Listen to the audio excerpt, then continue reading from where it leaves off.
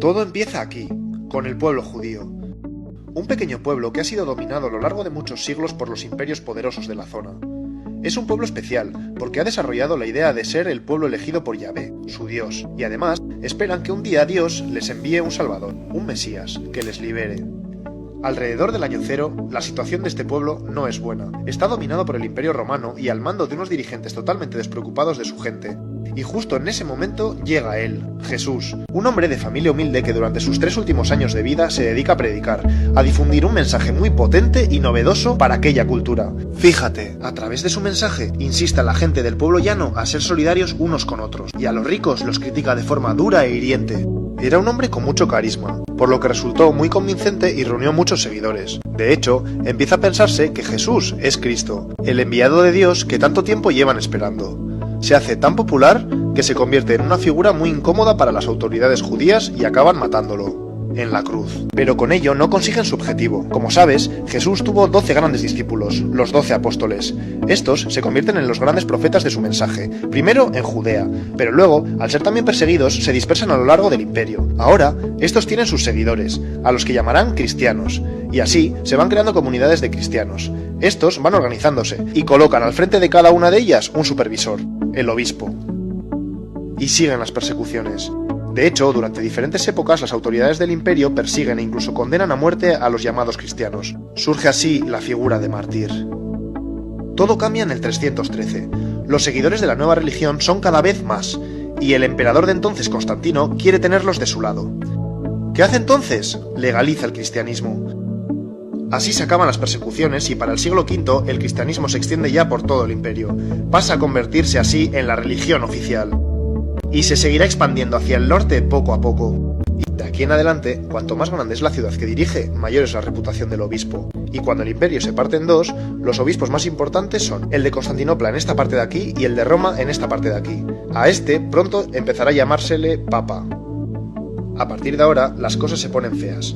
Atento, por un lado, con la conversión a lo bestia de la población al cristianismo, se pierde en gran parte el mensaje revolucionario de Jesús. A esto se le suma que el imperio cae, los bárbaros lo han dejado todo medio en ruinas, y por tanto mucha de la organización eclesiástica se va al garete. Así que ahora el cristianismo ha perdido contenido y ha perdido estructura. Y fíjate, porque en la ciudad de Roma, ahora que no hay emperador, el Papa se convierte en la máxima autoridad, en la figura más poderosa.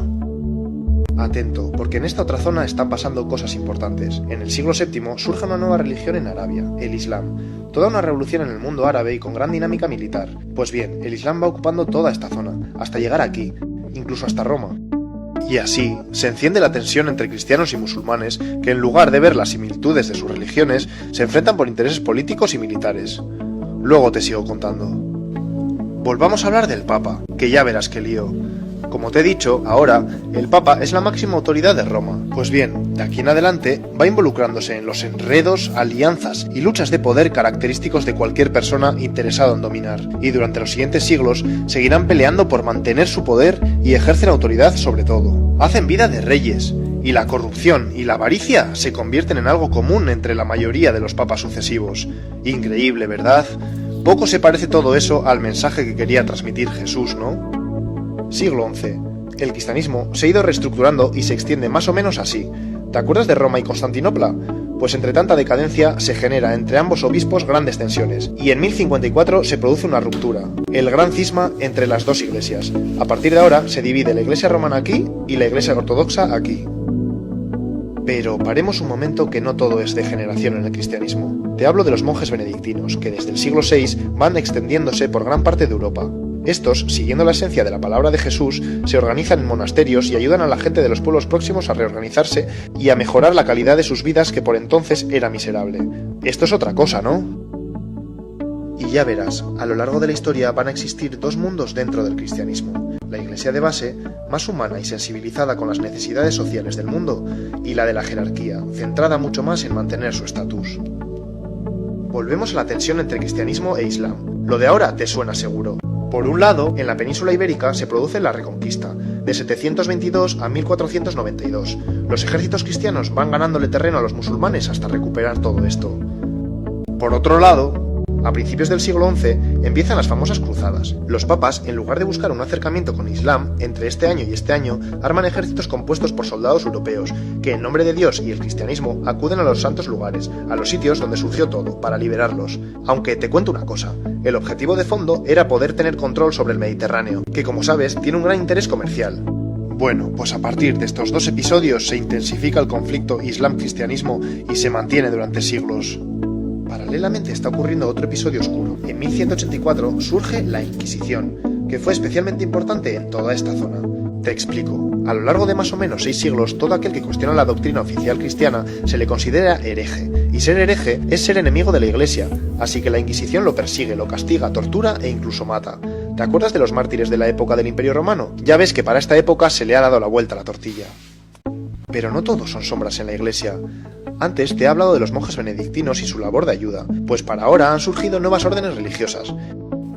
Cistercienses, los cartujos y cartujas, los franciscanos, las monjas clarisas y los dominicos y dominicas. Todos ellos tienen como misión atender a necesitados y ayudar a los pobres. Mejor así, ¿no? Atento ahora, porque sucede algo importante. En el siglo XVI aparece en escena Martín Lutero, un monje alemán que se queda escandalizado cuando va a Roma y se encuentra con todo el desastre que te he contado de la jerarquía eclesiástica, así que emprende lo que se conoce como la Reforma Protestante. Busca la reforma, el cambio radical de la estructura de la Iglesia. Pues bien, como reacción se produce el famoso Concilio de Trento, reunión de obispos.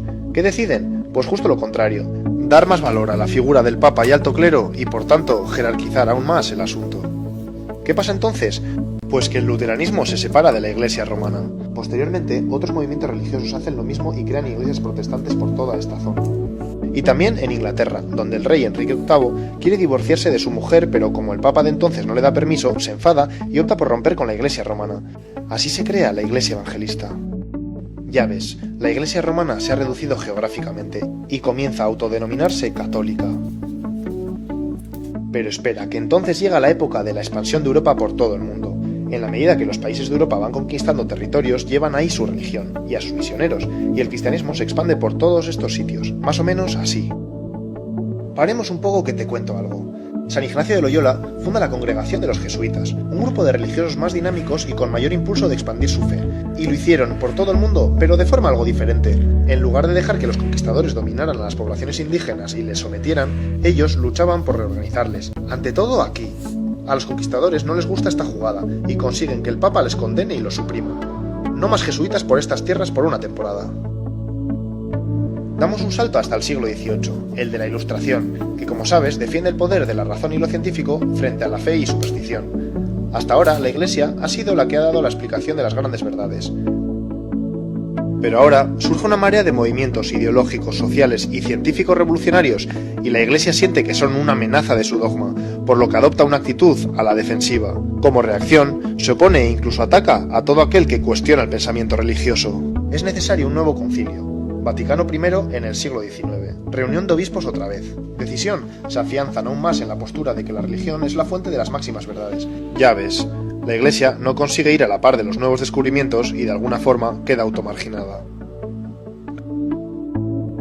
Menos mal que la moneda tiene otra cara. No te olvides que en contraposición a todo esto que te cuento, sigue existiendo una gran dinámica religiosa. En estos siglos se crean cientos de congregaciones religiosas para salir de ese estancamiento, extender así, a lo largo del planeta, la vida cristiana, y además, hacer una labor humanitaria y de ayuda para mejorar la sociedad. Llega el siglo XX. Con todos los desastres de las guerras mundiales y ante el encierro del pensamiento de la Iglesia que te he contado, progresivamente surge la teología de la liberación. Los seguidores de la teología de la liberación desean un cambio en la dinámica que ha adquirido la Iglesia, y así centrarse en los verdaderos problemas sociales del mundo para solucionarlos. La teología de la liberación adquiere tanta fuerza que provoca un nuevo concilio, el del Vaticano II. En el concilio se decide apostar por este cambio, ya era hora. Sin embargo, en las décadas siguientes, ese espíritu del concilio no llega a cuajar tanto como se esperaba dentro de la jerarquía eclesiástica. Eso sí, en numerosas zonas del planeta sigue habiendo una dinámica de personas cristianas que continúan siendo fieles al mensaje de Jesús y que buscan la solidaridad entre gentes y pueblos. Hemos llegado a la actualidad.